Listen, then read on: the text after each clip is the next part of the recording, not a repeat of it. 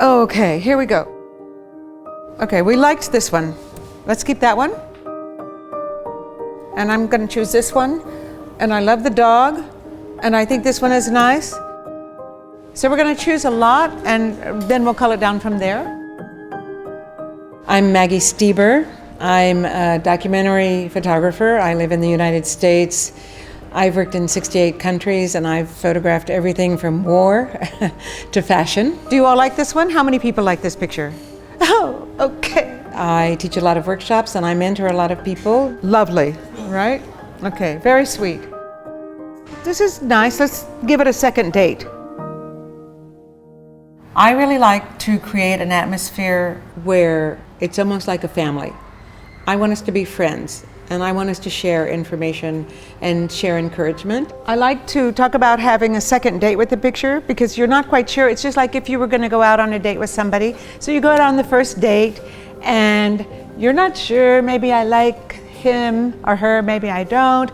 So I'll have a second date with them. And then after the second date, you usually know if you really want to have a third date. And then whatever happens after that is your business. But when I'm teaching, I don't want people to come in here and be afraid, and I don't want them to come in here and think that they have to take pictures that are like mine. In fact, my aim in teaching is to help people find their visual voice and to move forward. She's just so illuminating, and when I met her, I was just in awe of her. This is a beautiful photograph. I've now taken Maggie's Foundry Workshop class 3 times. Her stories and just the way she tells those stories, it's magical. And that's why I keep coming back into Maggie's class. She was instrumental in getting me my first piece of work published in the New York Times, and then to winning a World Press Photo Award. I feel like they bring their beating hearts in the palm of their hands and they offer that to me as a gift.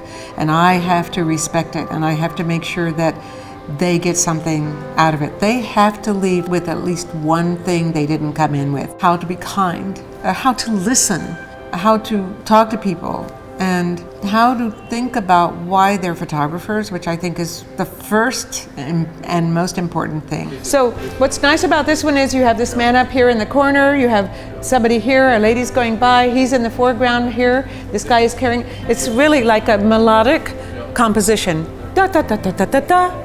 Okay, you like that? Okay. Photography is like a dance. Sometimes you're dancing cheek to cheek with your subject, sometimes you're dancing all the way across the other side of the room, and so you have to have a mixture of pictures. Okay, now we're back home. Oh, here's the grandmother making sure the kids do their homework. This is great. Okay. I joined Maggie's class and discussed this idea of working on a project on my grandmom. Maggie was extremely encouraging of that. It's been a revelation being in her class because working on a personal project can get very emotional. It's been a week of firsts. It has been a week of firsts, for sure. Tipa, wazo, nishli. In every one of my workshops, every workshop I teach is a little saying. Tipa, wazo, nishli. That's our motto. Little by little, the bird builds its nest. It's important for us to remember that when we're building a story, we're building a project, it's little by little. It's a long-term project that got my foot in the door at National Geographic, and that's what they're looking for. So be patient. Tipa, patipa, wazo finishli. Bravo, very good. Atta girl. So little by little, the bird builds its nest, right?